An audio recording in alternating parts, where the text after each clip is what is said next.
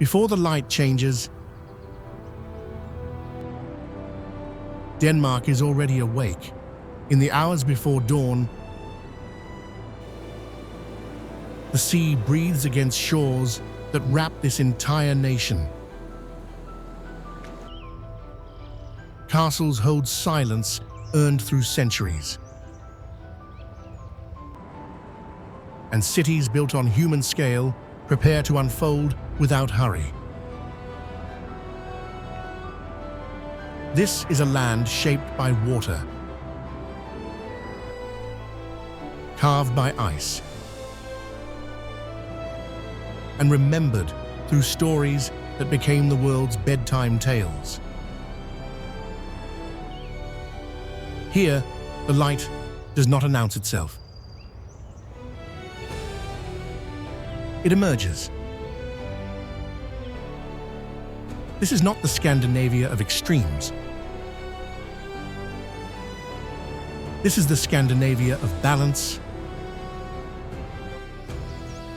where hygge, the untranslatable comfort of warmth against darkness, becomes daily practice. Denmark does not shout. It whispers, and those who listen discover everything.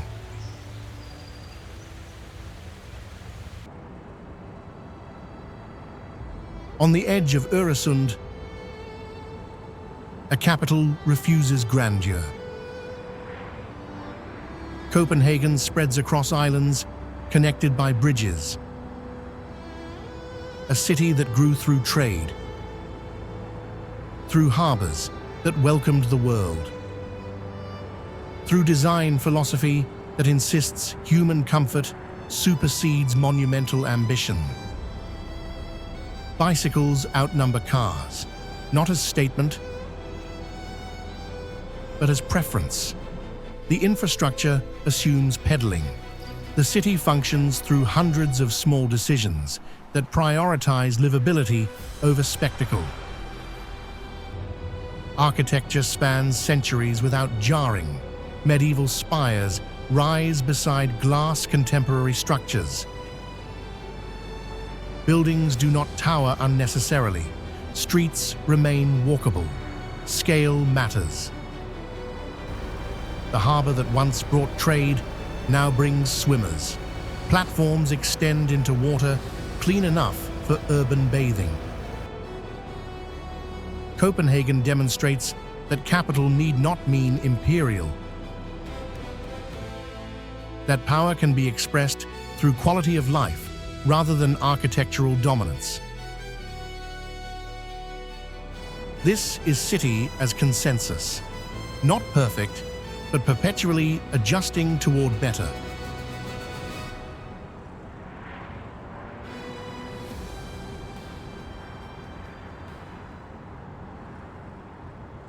In Copenhagen's heart, an amusement park refuses to modernize completely. Tivoli Gardens opened in 1843, making it one of the world's oldest operating amusement parks. Wooden roller coasters creak intentionally. String lights number in thousands. Gardens bloom seasonally. This is not Six Flags.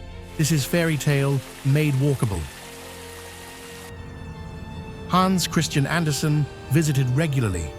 Walt Disney drew inspiration here before creating Disneyland, but Tivoli remains distinctly Danish. Rides thrill without terrifying. Atmosphere prioritizes charm over adrenaline. At night, the lights ignite, the lake reflects. The park becomes something between carnival and concert hall. Tivoli proves that old can mean classic, that preservation allows evolution, and that the best entertainment might be walking lamplit paths while children laugh on century-old carousels. The park closes, but tomorrow it reopens, as it has for over 170 years.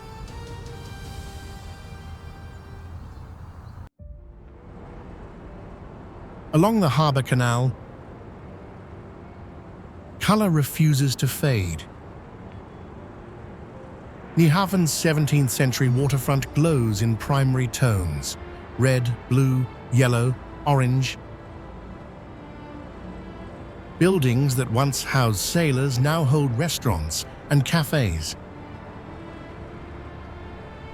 This is Copenhagen's most photographed street, but photographs miss the essence. Hans Christian Andersen lived in 3 different Nyhavn houses during his life. He wrote his first fairy tales here. Looking out at ships departing for destinations he'd only imagined, the wooden ships moored permanently serve as floating museums at summer solstice. When Nordic light lasts nearly forever, Nyhavn never truly darkens. This is not manufactured charm. This is working waterfront that adapted, maintaining identity while welcoming change. The colors will need repainting eventually. They always do, and they always will be repainted.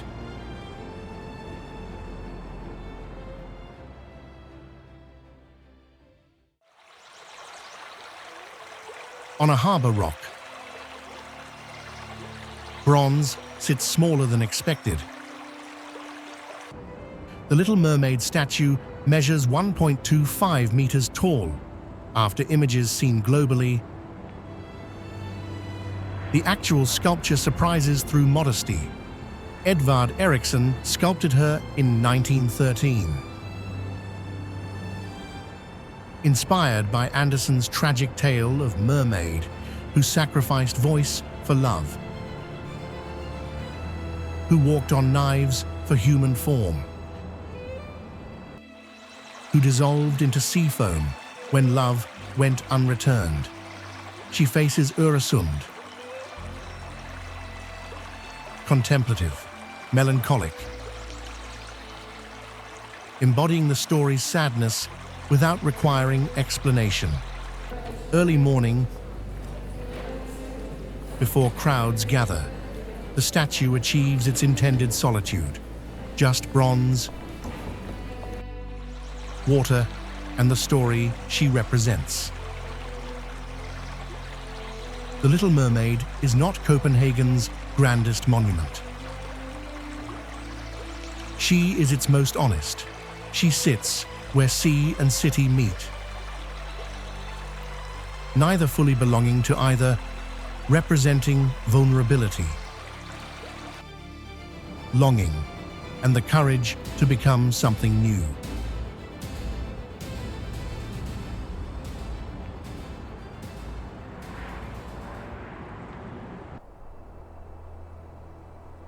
On Øresund's narrowest point, castle became literature. Kronborg Castle sits where Denmark could control shipping, collecting sound dues from every vessel passing between North Sea and Baltic, but the world knows it as Elsinore. Shakespeare set Hamlet here. The prince never existed, but fiction eclipsed fact. Now actors perform Hamlet in the castle's courtyard every summer. Tourists walk battlements where imaginary Danes confronted imaginary ghosts.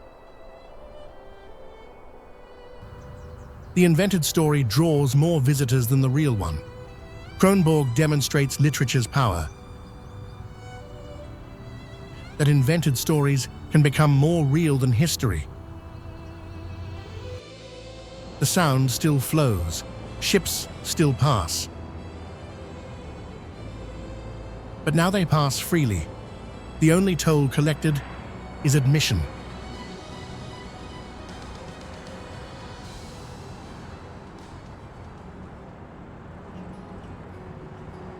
On Jutland's east coast, Denmark's second city operates without inferiority complex. Aarhus is smaller than Copenhagen, less touristy, more focused on residents, and utterly confident in its identity. The old town, Den Gamle By, is open-air museum reconstructing Danish urban life across centuries. Aros Art Museum's Rainbow Walkway crowns the building. Circular glass corridor in spectrum colors that transforms the familiar into strange. The harbor has been redeveloped into architectural showcase. The Iceberg residential complex demonstrates Danish contemporary design at most ambitious. Aarhus was European Capital of Culture in 2017. The city has infrastructure many capitals envy, but it remains livable, human scale. This is Denmark's model. That cities can be cultured without being overwhelming. Aarhus doesn't compete with Copenhagen, it complements it.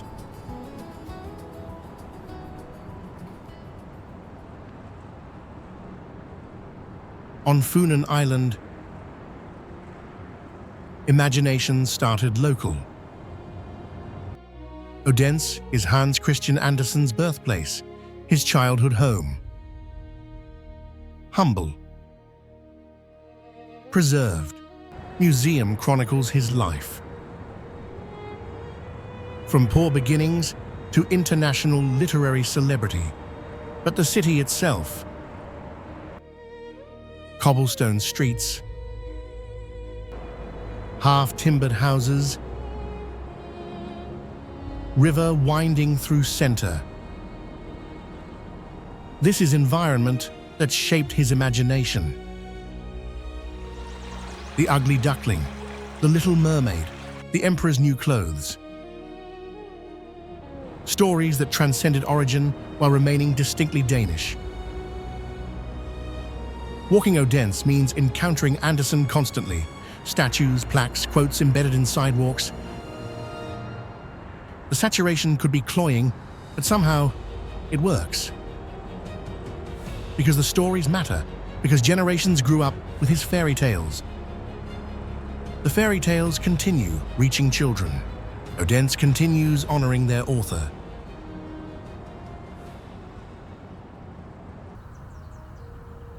West of Copenhagen, stone holds monarchs. Roskilde Cathedral is burial site for Danish royalty since 15th century. 39 kings and queens rest here. Sarcophagi fill chapels. Each monarch's resting place reflects their era's style. The cathedral,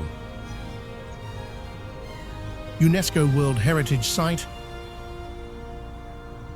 demonstrates evolution of architectural styles, Gothic structure with later additions in Renaissance and Baroque, each period adding without destroying previous work. Viking Ship Museum sits by Roskilde Fjord. 5 ships, deliberately sunk to block channel, were excavated and preserved. They demonstrate Viking shipbuilding mastery. Roskilde demonstrates that small cities can host major events, that history and modernity coexist. The cathedral bells ring, kings remain silent. The cycle continues.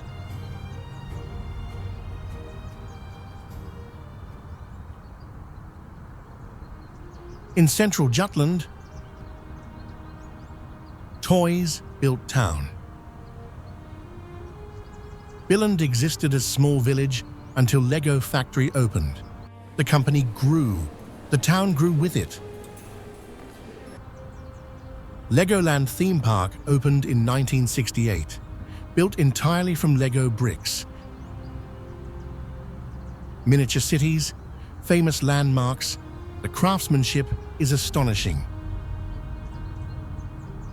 Millions of bricks, years of work, models that would seem impossible, but exist. This is charm through limitation, because when everything must be bricks, creativity finds paths, problem-solving becomes visible. Lego House. Separate museum. Opened 2017. Architecture by Bjarke Ingels. Inside. Interactive exhibitions celebrating building as philosophy. This is what happens when toy becomes medium. When Danish design meets childhood imagination. The company remains family-owned, but influence global.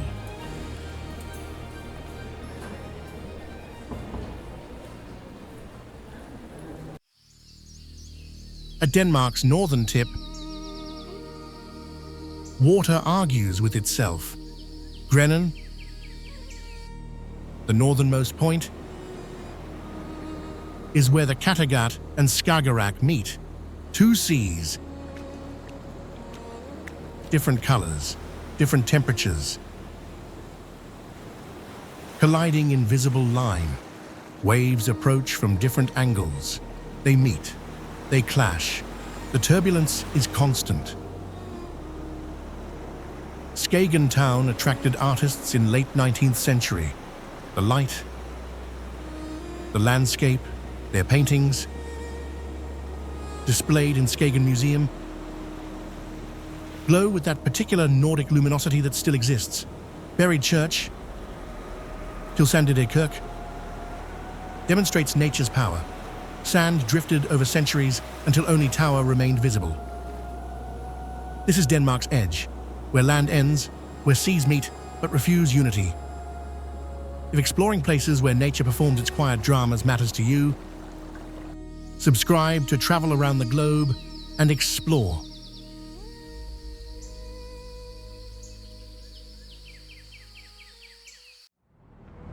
In southwest Jutland, Denmark's age shows. Ribe dates to early 8th century. Denmark's oldest existing town. Viking-era streets still define the layout. Medieval buildings still stand. The cathedral, Ribe Domkirke, began in 12th century. The town's watchman still makes nightly rounds. Tradition maintained since medieval times, singing at each corner, announcing time. This is living history, not reenactment.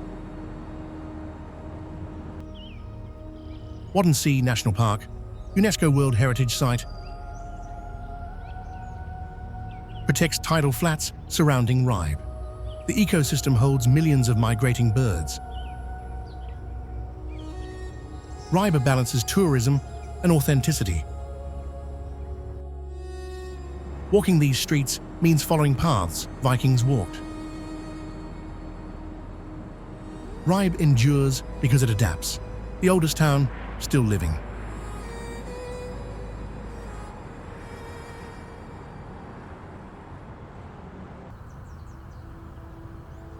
In Hillerød, castle floats on lake. Frederiksborg Palace sits on 3 small islands, surrounded by Baroque gardens and water that reflects every tower. This is Danish Renaissance at its peak. Built in early 17th century, the castle now functions as Museum of National History. Rooms chronicle Danish history through paintings and artifacts spanning centuries. The chapel survived the original fire, Its interior, including silver organ, remains intact. Concerts performed here carry centuries. Walking Frederiksborg means moving between water and stone constantly. Bridges cross moats, courtyards frame lake views. Reflections double everything. The water reflects, the castle stands, history persists. Catalogued, preserved, accessible.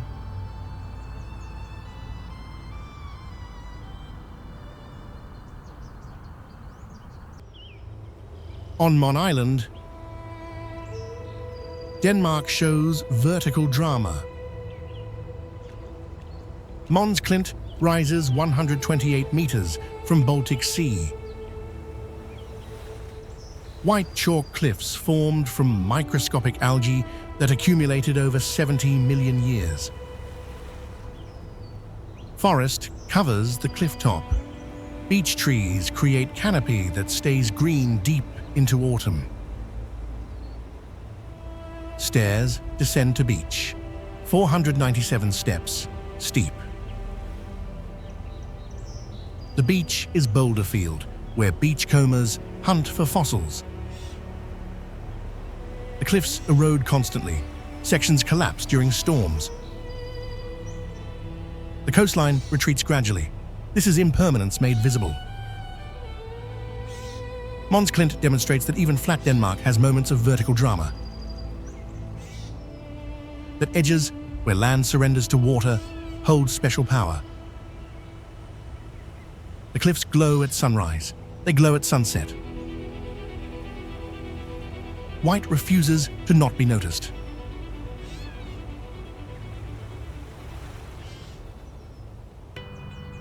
On Funen Island, engineering becomes fairy tale. Egeskov Castle rises from lake. Built on foundation of oak stakes driven into lake bed. Legend says an entire forest was felled to create the base. This is Renaissance defensive architecture, transformed into family home, transformed into tourist attraction. The castle is small but perfectly preserved. But the gardens steal focus, mazes, hedge labyrinths, treetop walking paths, vintage car and motorcycle museums occupy outbuildings. Egeskov functions as event venue, generating income that funds preservation. This is heritage as business, tradition as sustainable enterprise. The moat still surrounds. The castle endures because it evolved.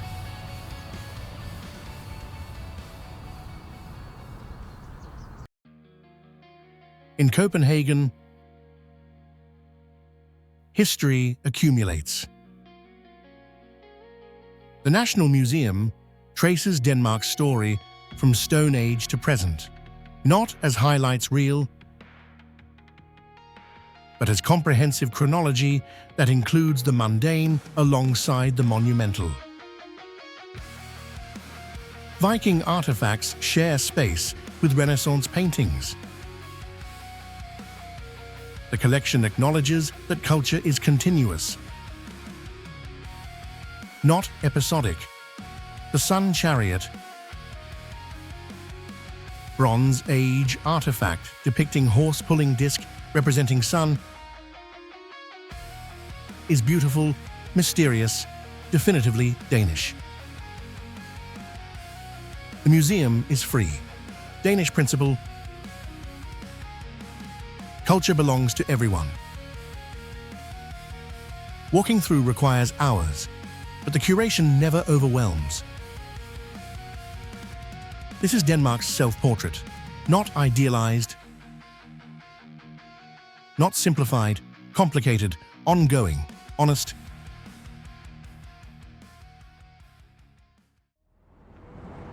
In central Copenhagen, 4 identical palaces define square. Amalienborg serves as royal family's winter residence. 4 Rococo palaces face octagonal courtyard. Their uniformity creating harmony that feels both grand and restrained. The Danish monarchy is constitutional, ceremonial.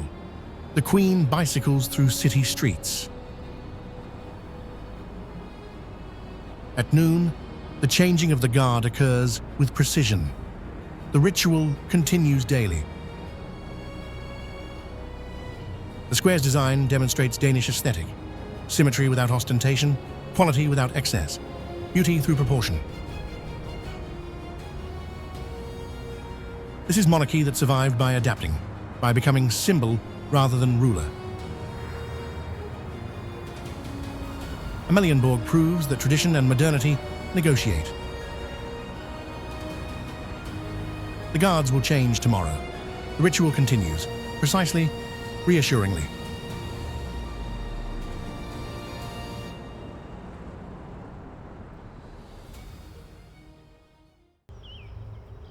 North of Copenhagen, museum becomes landscape.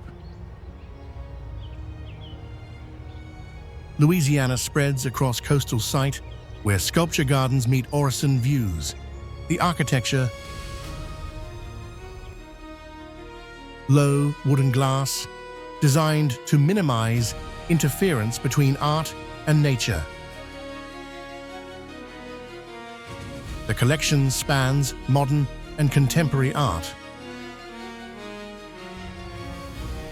But the experience is walking between galleries, outdoors,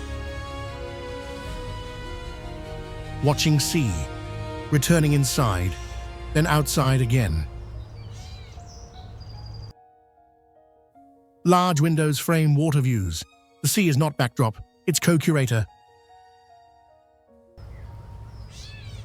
Children run through sculpture gardens, families visit, art and life intermingle. Louisiana demonstrates that museums need not be temples, and that the best museum experiences might involve looking away from art occasionally toward water, sky, trees. The collection changes, the view remains. Both matter equally.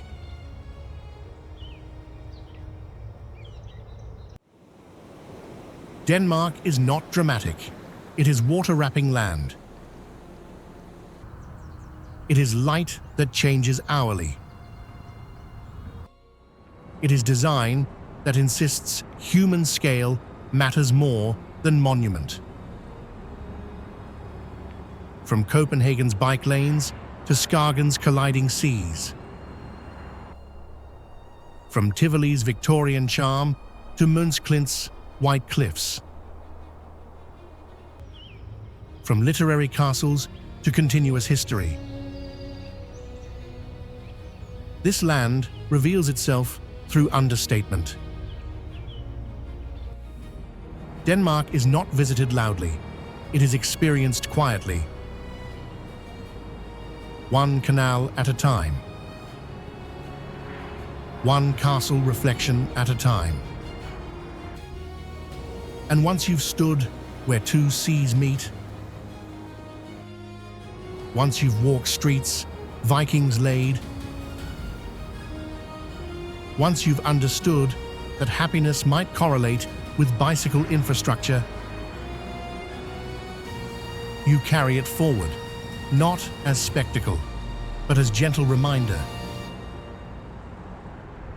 That beauty need not shout, that small nations can teach large lessons. That hygge is not word, it is practice, and that light, especially Nordic light, paints ordinary things extraordinary. If this journey showed you Denmark beyond postcards, tell me which moment surprised you. and subscribe to travel around the globe and explore. The next light waits